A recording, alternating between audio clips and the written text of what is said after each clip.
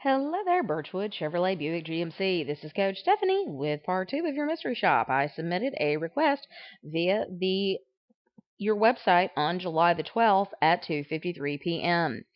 I did not receive a phone call from your dealership, and I will show you the phone number that I used, which was 204-817-6735. I did test the line before I submitted, and tested it again before I turned the line off, and I did leave it on for actually well more than 24 hours, and I never received a phone call from your dealership. So let's be sure that we are calling the customer within less than 15 minutes so that you can grab control of the call, use the script, schedule an appointment, and get them to your dealership.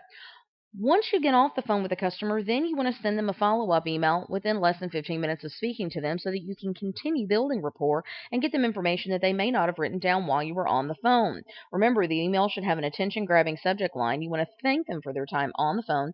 Be sure that the email confirms next steps and reminds them of whatever you agreed to during the phone conversation, which should be a phone follow-up at the very least. You want to be sure that you have a complete signature file with a link to your website as well as a link to your email address. The email should have a value statement about your dealership so that you make yourself stand apart from the competition, and it should always be free of spelling and grammatical errors. However, the only communication that I received from the dealership was from Chris Nickel the next day, the 13th at 10:09 a.m.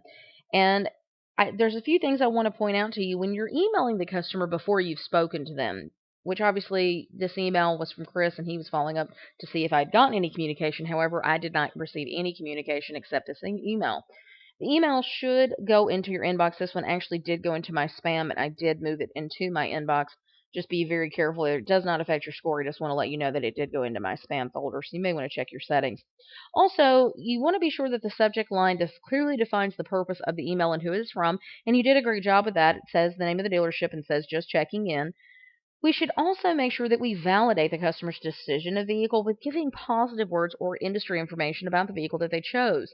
The email is free of spelling and grammatical errors. However, you want to be sure that the vehicle that they inquired about, that you give some type of information on that exact vehicle. It could be a specific link back to the vehicle, pictures, a copy of the Carfax if it's used, specifications. You also want to be sure you address availability. Let them know if the exact vehicle they inquired about is in fact available for purchase. You did have a link to your website, so I would be able to look at additional price quotes or just other vehicles or go back and look at the specific vehicle that I had inquired about. But when you're emailing before you've spoken to the customer, we want to be sure also that we are setting the expectation that they're going to be getting a future phone call from the dealership. You also want to be sure that the email gives a value statement. Like I stated before, we want to give them some type of information that truly sets your dealership apart from the competition. Most customers who are shopping online are looking at multiple dealerships, and you want to give them information that truly sets you apart from the rest.